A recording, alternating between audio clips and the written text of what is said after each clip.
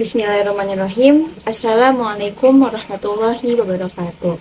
Perkenalkan, nama saya Ainun Bulan dari Prodi Komunikasi dan Pendidikan Islam Universitas PTQ Jakarta. Nah, kali ini saya akan membahas tentang mata kuliah kaidah tafsir mengenai tentang mutlak dan muqayyad. Apa sih mutlak dan muqayyad itu? Saksikan sampai akhir ya teman-teman. Nah, kita akan membahas tentang mutlak. Apa sih mutlak? Mutlak secara bahasa ialah melepaskan atau tidak terikat, seperti contohnya hamba sahaya. Nah, dalam istilah, mutlak ialah bacaan yang menunjukkan suatu hakikat tanpa sesuatu qayd batasan. Nah, sedangkan muqayyad secara bahasa ialah sesuatu yang terikat atau yang diikatkan kepada sesuatu. Sedangkan setelah istilah ialah sesuatu yang menunjukkan pada makna yang sebenarnya terikat. Nah, setelah kita tahu apa tadi mutlak dan muqayyad, kita akan membahas tentang bagian lafaz mutlak dan muqayyad, yaitu ada 4. Yang pertama, hukum dan sebabnya sama, dan yang kedua, hukum dan sebabnya berbeda, dan yang ketiga, hukum sama tetapi sebab berbeda, dan yang keempat, hukum berbeda tetapi sebabnya sama. Selanjutnya yaitu yang pertama adalah hukum dan sebabnya sama. Seperti mutlak dalam surat Al-Maidah ayat 3 yang berbunyi hurrimat 'alaikumul maitatu waddamu walahmul khinzir, yang artinya diharamkan bagimu memakan bangkai, darah dan daging babi.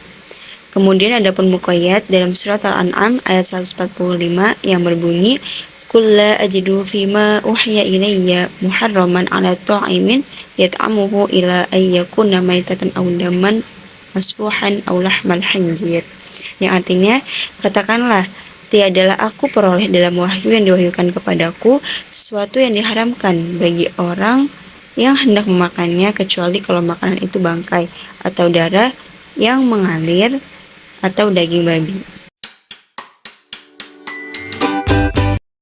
adapun yang kedua yaitu hukum dan sebabnya berbeda. Seperti dengan adapun mutlak dalam surat Al-Maidah ayat 38 yang berbunyi Bismillahirrahmanirrahim wasariqu wasariqatu faqta'u aydiyahuma jazaa'an bima kasaba nakalan minallah, yang artinya laki-laki yang mencuri dan perempuan yang mencuri, potonglah tangan keduanya sebagai pembalasan bagi apa yang mereka kerjakan dan sebagai siksaan dari Allah. Dan adapun muqayyad, Bismillahirrahmanirrahim, ya ayyuhalladzina amanu idza kumtum ila sholati faghsilu wujuhakum wa aydiyakum ilal marafiq. Hai orang-orang yang beriman, apabila kamu hendak mengerjakan sholat, maka basuhlah mukamu dan tanganmu sampai dengan siku. Dalam hal ini, hukum dan sebabnya berbeda.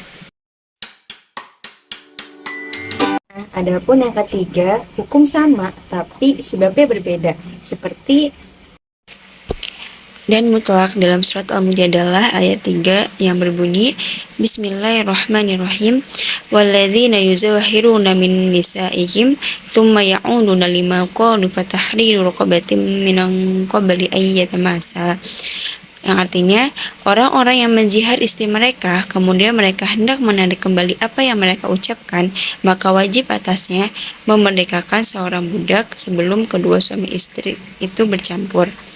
Dan adapun muqayyad dalam surat An-Nisa ayat 92 yang berbunyi Bismillahirrahmanirrahim wa man qatala mu'minan khata fatahriru raqabatin mu'minatin wadiyatun musallamatun ila ahli.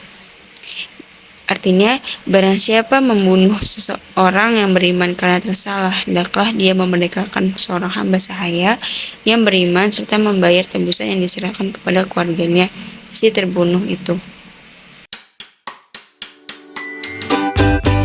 yang terakhir yaitu hukum berbeda tetapi sebabnya sama. Seperti dan adapun yang terakhir yaitu mutlak dalam surat Al-Maidah ayat 6 Bismillahirrahmanirrahim fatayammamu sa'idan thayyiban famsahu biwujuhikum wa aydikum minhu, Artinya, maka bertayamumlah dengan tanah yang baik, bersih, sapulah mukamu dan tanganmu dengan tanah itu. Dan adapun muqayyad dalam surat Al-Maidah ayat 6, Bismillahirrahmanirrahim. Ya ayyuhalladzina amanu idza kuntum ilas sholati faghsilu wujuhakum wa aydiyakum ilal marafiq. Yang artinya, hai orang-orang yang beriman, apabila kamu hendak mengerjakan sholat, maka basuhlah mukamu dan tanganmu sampai dengan siku. Kesimpulan yang dapat kita pelajari dari mutlak dan muqayyad ialah dengan mengetahui ayat-ayat mutlak dan muqayyad, maka akan sangat memudahkan bagi kita untuk memahami dan mengetahui maksud dari suatu ayat tersebut. Dan dengan mengetahui maksud suatu ayat, maka akan mudah bagi seorang mujtahid beristinbat untuk mendapatkan suatu hukum. Cukup sekian dapat saya sampaikan. Kurang lebihnya mohon maaf. Apabila ada yang benar, itu datangnya dari Allah Subhanahu wa taala, dan apabila ada yang salah, itu datangnya dari saya pribadi. Unjur makola walatang jur mankola. Syukran kasiron. Wassalamualaikum warahmatullahi wabarakatuh. See you next time teman-teman.